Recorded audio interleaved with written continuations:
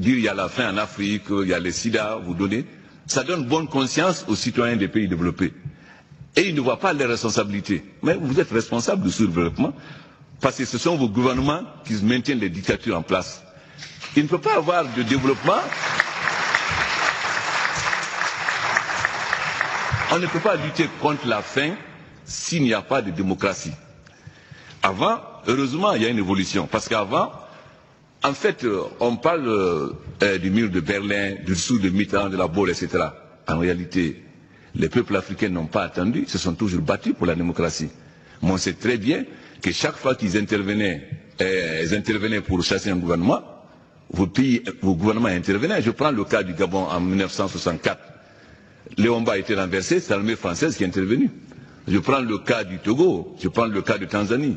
Donc, quand on avait ces dictateurs qui défendaient les intérêts des grands pays, ces grands pays n'hésitaient pas à envoyer l'armée pour remettre ces dictateurs en place. Bien sûr, aujourd'hui, tout le monde reconnaît qu'il faut la démocratie, c'est un grand progrès. Mais même là, en général, on fait tout pour balayer la route à des Africains qui comprennent les réalités et qui peuvent mener une politique. On dit qu'ils sont trop nationalistes. Mais si vous n'êtes pas nationaliste, comment vous pouvez développer votre pays? Donc je pense que nous parler de l'aide, de la lutte contre le paludisme, non. Ce que nous voulons, d'abord, qu'on ait des gouvernements capables de définir une véritable politique de développement.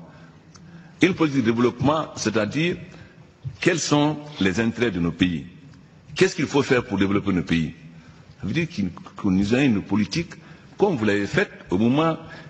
Il ne faut pas nous dire de faire une politique que la France ou les États-Unis font en l'an 2003. Il faut nous dire de faire la politique que vous faisiez au XIXe siècle. C'est-à-dire au moment où vous étiez à peu près au même stade où nous sommes. Je crois qu'au fond, si nous voyons la situation aujourd'hui, parler de qu'est-ce qu'il faut faire pour lutter contre la faim, c'est de bons sentiments. Nous ne pourrons jamais lutter contre la faim si nous ne reconnaissons pas qu'il faut d'abord la démocratie en Afrique. On présente une image très misérabiliste de l'Afrique, ce qui n'est pas vrai, parce que l'Afrique, il y a beaucoup de progrès. L'espace de liberté s'agrandit. Vous avez plus d'États démocratiques aujourd'hui que de dictatures. Si je prends l'Afrique de l'Ouest, vous avez maintenant 3 ou 4 pays seulement où il y a des dictatures militaires. Les autres ont connu la démocratie. On dit non, les Africains c'est la guerre. Mais la guerre, pourquoi?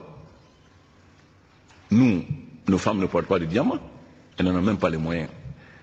Donc on ne fait pas la guerre pour les diamants. En plus, nous ne fabriquons pas d'armes. Les guerres, on les fait pourquoi?